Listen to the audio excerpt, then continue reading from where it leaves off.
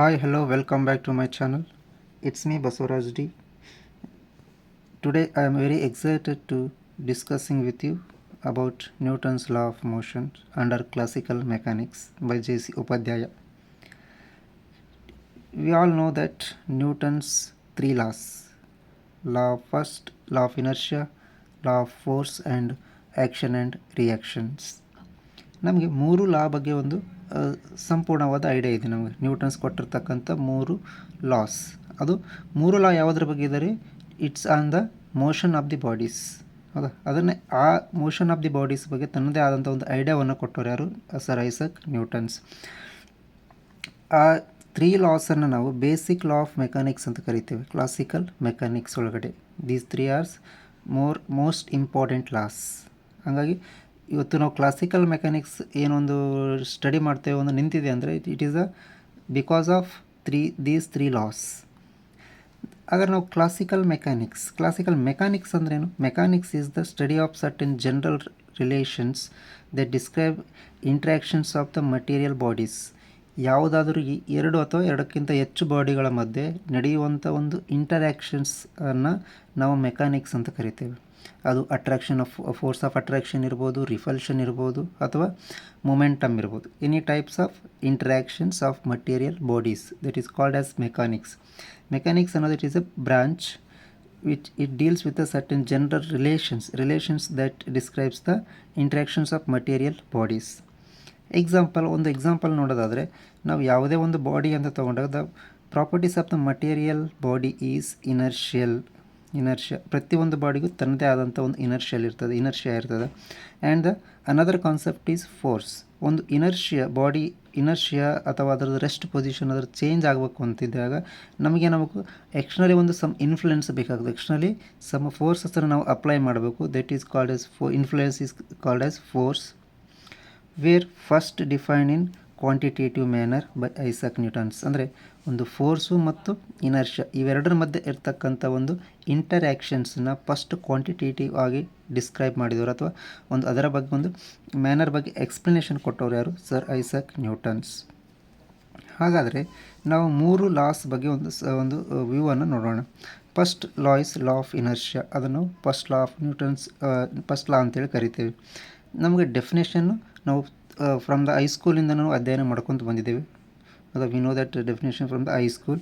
A body continues in its state of rest or constant velocity unless not disturbed by some external influence.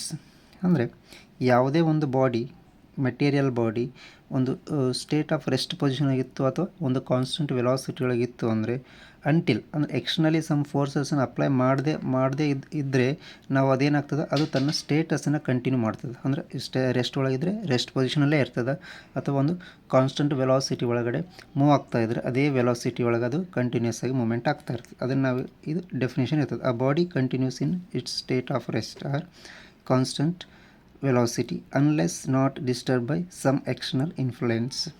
ಹಾಗಾದರೆ ಇದರ explanation, ಇದರ meaning, ಅರ್ಥ ಏನು ಅಂತಂದರೆ the property of body that it cannot change.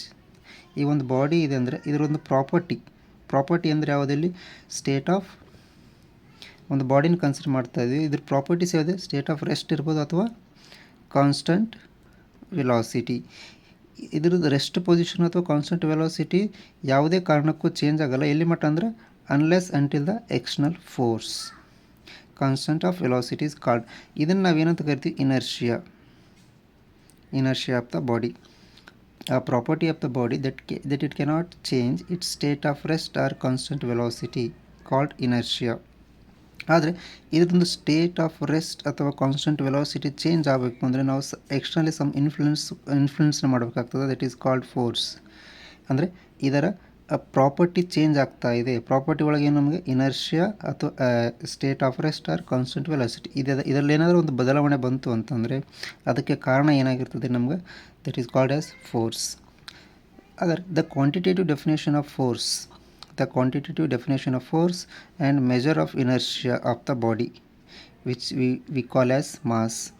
ಇಲ್ಲಿ mass ಅಂತಂದರೆ ನಮಗೆ mass is the force and inertia of the body. ಯಾವುದು ತನ್ನ ಪ್ರಾಪರ್ಟೀಸನ್ನು ಚೇಂಜ್ ಮಾಡ್ಕೊಳ್ಳೋದಕ್ಕೆ ಮಾಡ್ಕೊಳ್ಳೋದಿಲ್ಲ, ಅದನ್ನು ಇನರ್ಷಿಯಾ ಅಂತ ಕರಿತೀವಿ. ಆದರೆ ಅದೊಂದು ಪ್ರಾಪರ್ಟೀಸ್ ಚೇಂಜ್ ಆಗಬೇಕು ಅಂತಂದರೆ ನಾವು ಸಮ್ ಎಕ್ಸ್ಟರ್ನಲ್ ಇನ್ಫ್ಲೂಯೆನ್ಸನ್ನ ಕೊಡಬೇಕು. ಅವೆರಡರ ಮಧ್ಯೆ ಇರ್ತಕ್ಕಂಥ ಒಂದು ರೇಷಿಯೋಗೆ ಏನಂತ ಕರಿತೀವಿ ನಾವು mass.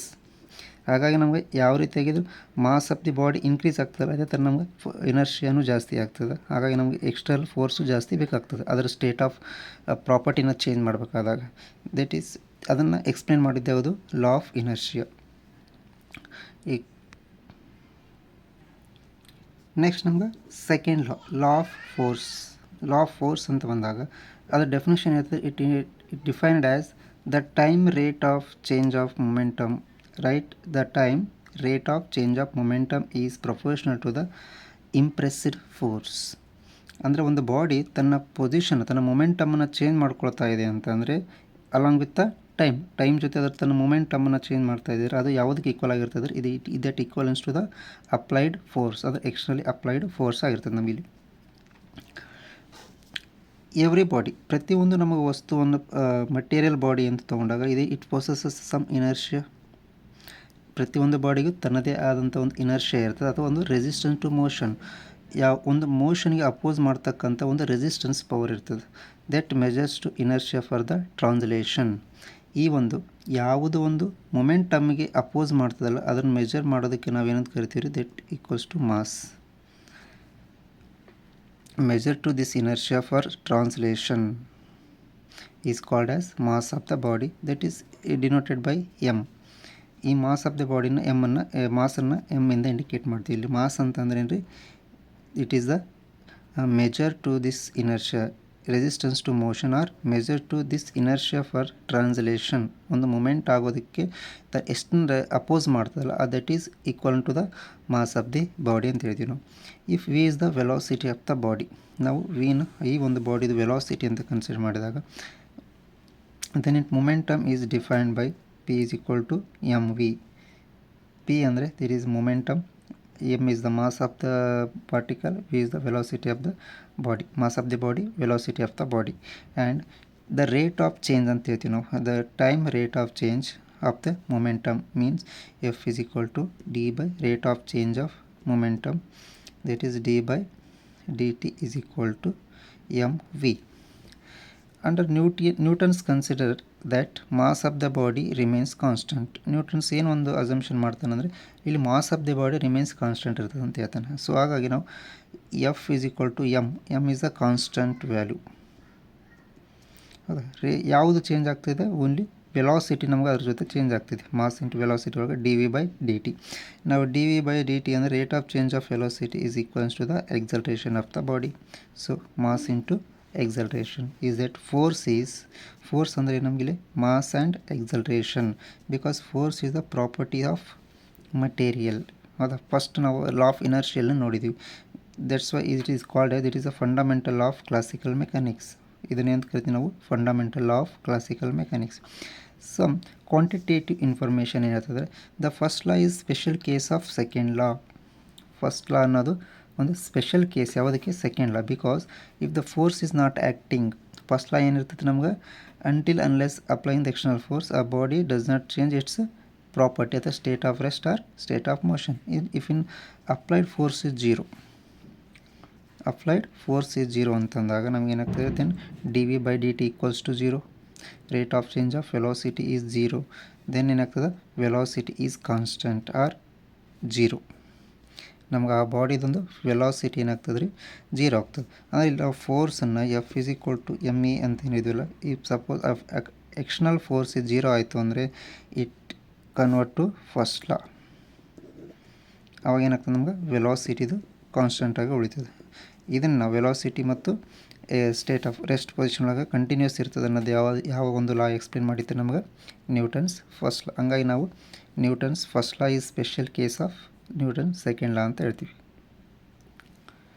Next the law of action and reactions, that is called Newton's third ಲಾ. ಪ್ರತಿಯೊಂದು ಈ ಜಗತ್ತಿನೊಳಗೆ ಪ್ರತಿಯೊಂದು ಆ್ಯಕ್ಷನಿಗೂ ತನ್ನದೇ ಆದಂಥ ಒಂದು ರಿಯಾಕ್ಷನ್ ಇರ್ತದೆ ಅಂತ ಹೇಳ್ತದೆ. To every action there is always equal and opposite reactions. This means if 1 and 2 bodies are interacting mutually, ಈ ಒಂದು ಎರಡು ಬಾಡಿ ಅಂತ ಕನ್ಸಿಡರ್ ಮಾಡಿದಾಗ M1 m2 ಇವೆರಡು ಏನು ಮಾಡ್ತೇವೆ ಒಂದಕ್ಕೊಂದು ಮ್ಯೂಚುವಲಿ ಇಂಟ್ರ್ಯಾಕ್ಟ್ ಆಗ್ತವೆ. ಇದ್ರ ಫೋರ್ಸು ಇದ್ರ ಮ್ಯಾಗೆ ಅಪ್ಲೈ ಆದರೆ ಇದ್ರ ಫೋರ್ಸ್ ಏನು ಮಾಡ್ತದೆ ಈ ಬಾಡಿ ಮೇಲೆ ಅಪ್ಲೈ ಮಾಡ್ಕೊತದೆ, ಅಂದರೆ ಮ್ಯೂಚುವಲ್ ಆಗಿ ಫೋರ್ಸನ್ನು ಎಕ್ಸ್ಚೇಂಜ್ ಮಾಡ್ಕೊಳ್ತವೆ. ಸೊ ಹಂಗಾಗಿ F12 is equal to minus F21. ಇಲ್ಲಿ ಮೈನಸ್ ಅನ್ನೋದೇನು ಜಸ್ಟ್ ಅಪೋಸಿಟ್ ಡೈರೆಕ್ಷನ್ ಅಥವಾ ಅಪೋಸಿಟನ್ನು ಇಂಡಿಕೇಶನ್ ಮಾಡ್ತದೆ. It means F12 means the force on first body due to the second body. ಇಲ್ಲಿರ್ತಕ್ಕಂಥ ಫಸ್ಟ್ ಬಾಡಿದೇನು ಫೋರ್ಸ್ ಇದೆಯಲ್ಲ ಇದು ಬಿಕಾಸ್ ಆಫ್ ಸೆಕೆಂಡ್ ಬಾಡಿಯಿಂದ ಜನ್ರೇಟ್ ಆಗಿರ್ತಕ್ಕಂಥ ಫೋರ್ಸ್. ಈಗ F21 ಅಂದರೆ the force on second body ಬಗ್ಗೆ ಇರೋದು it is due to the first body, ಅಂದರೆ ಮ್ಯೂಚುವಲ್ ಇಂಟ್ರ್ಯಾಕ್ಷನ್ ಇದೆ ಎರಡರ ಮಧ್ಯೆ. ಸೊ ಹಂಗಾಗಿ ನಾವು F129 ಅಂತ ಇದು ಮಾಡ್ಬೋದು, the rate of change of momentum of first body. ಇಲ್ಲಿ F12 ಅಂತದ್ದು 12 ಇದ್ದರೆ ಇದೇನು ಇಂಡಿಕೇಟ್ ಮಾಡ್ತದೆ ರೀ the rate of change of momentum of the first body. Suppose 21 ಇತ್ತು ಅಂದರೆ the rate of change of momentum of the second body. So ಇದನ್ನು ನಾವು ಯಾವ ರೀತಿಯಾಗಿ ಒಂದು ಮ್ಯಾಥಮೆಟಿಕಲಿ ಡಿಸ್ಕ್ರೈಬ್ ಮಾಡ್ತೀವಿ ಅಂದರೆ d/dt that is equals to d/dt into m1v1 mass of the first and particle, v1 is the velocity of the first particle. So m1 is dv/dt. If similarly ಅದೇ ಥರ ನಾವು F21ಗೆ ಅಂದರೆ rate of change of momentum of the second body. So d/dt m2v2 that is m2 dv2/dt. ಈಗ ನಾವು substituting ಇನ್ equation 1 ಅಂದರೆ F12 equals to minus F21 action and reaction, m1 dv/dt minus m2 dv2/dt.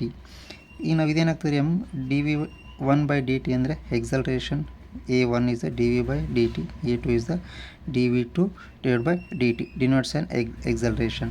ಇನ್ನು magnitude ಒಳಗಡೆ ಏನಾಗ್ತದೆ ma1 mass of the acceleration ಅಂದರೆ F12 this is F21 equals ಇದ್ದು ಒಂದು side ಬಂದಾಗ ನಮಗೆ ಇನ್ನು ಮ್ಯಾಗ್ನಿಟ್ಯೂಡ್ ದಟ್ ಈಸ್ m2a2. ಇದನ್ನು ನಾವು ಮೈನಸ್ ಇರೋದ್ರಿಂದ ಎರಡನ್ನು ಬ್ಯಾಲೆನ್ಸಿಂಗ್ ಮಾಡಿದಾಗ m2 equal to m1a1/a2.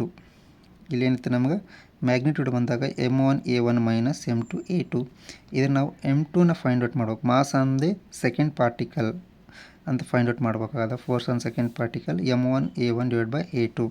This means that if an isolated system two bodies interacting among themselves, ಒಂದು ಐಸೋಲೇಟೆಡ್ ಸಿಸ್ಟಮ್ ಒಳಗಡೆ ಎರಡು ಬಾಡಿಗಳ ಮಧ್ಯೆ ಒಂದು ಇಂಟ್ರ್ಯಾಕ್ಷನ್ ನಡೀತಾ ಇತ್ತು ಅಂದಾಗ, ಇಂಟ್ರ್ಯಾಕ್ಷನ್ ನಡೀತಾ ಇರಬೇಕಾದಾಗೆ by the measuring their acceleration the ratio of their mass can be determine. ಅಂದರೆ ಅವುಗಳ ಒಂದು ಎಕ್ಸಲ್ರೇಷನ್ ನಮಗೆ ಗೊತ್ತಿತ್ತು ಅಂದರೆ ಆ ಎಕ್ಸಲ್ರೇಷನ್ ಮೆಜರ್ ಮಾಡೋದ್ರ ಮುಖಾಂತರ ಅವುಗಳ ಮಾಸನ್ನು ಸಹ ನಾವು ಕ್ಯಾಲ್ಕುಲೇಟ್ ಮಾಡ್ಬೋದು.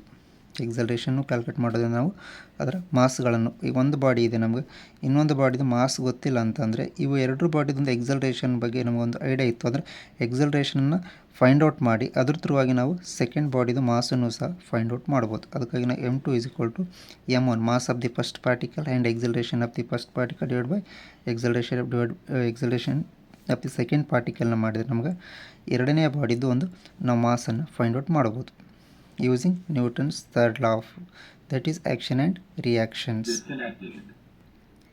Thank you one and all.